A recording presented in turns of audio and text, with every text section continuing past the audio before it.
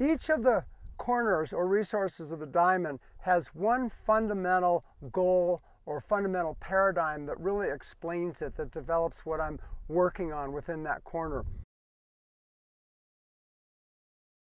Courage or will actually boils down to the idea of being willing to move. In other words, you may know everything you need to know about the technique of riding your snowboard.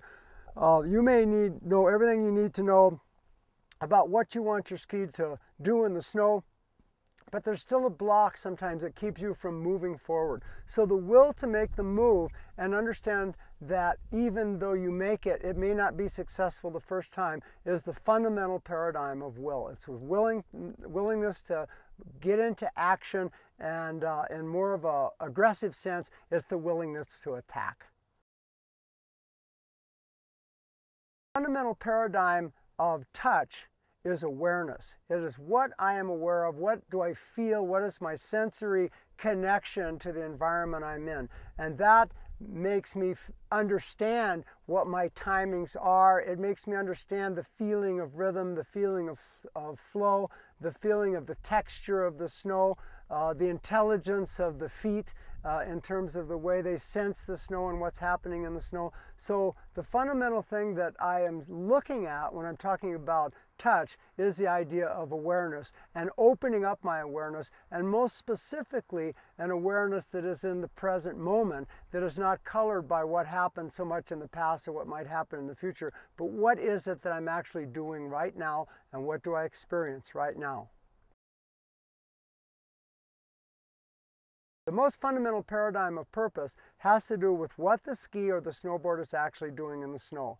And you can reduce that to one idea, and that is that the ski or the snowboard is creating and maintaining a platform within the snow that is not at the same pitch or the same slope as the slope of the mountain. I am actually cutting a piece of real estate out of the side of the mountain that I'm going to stand on, and that I'm going to work, and that I'm going to maintain, and that I'm going to create in such a way that it helps me change directions in the way I want.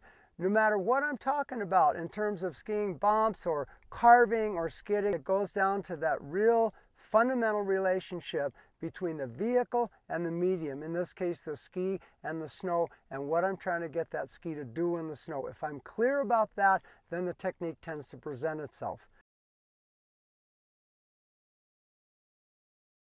The most fundamental paradigm of power, which is the technical side or the physiological side, really has to do with a simple understanding that my body is a suspension system. It's an intelligent suspension system, and it will work very, very well in creating my platform for the ski or the board to ride on if I have it aligned in a resilient fashion.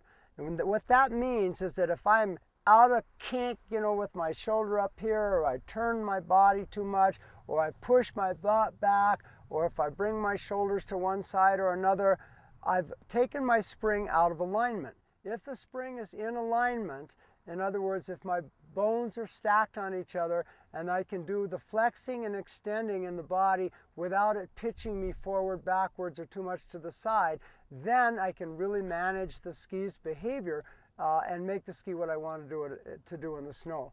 If you don't have the resilient alignment, what you do have is a locked up, rigid, defensive body that's not going to ski very well for you.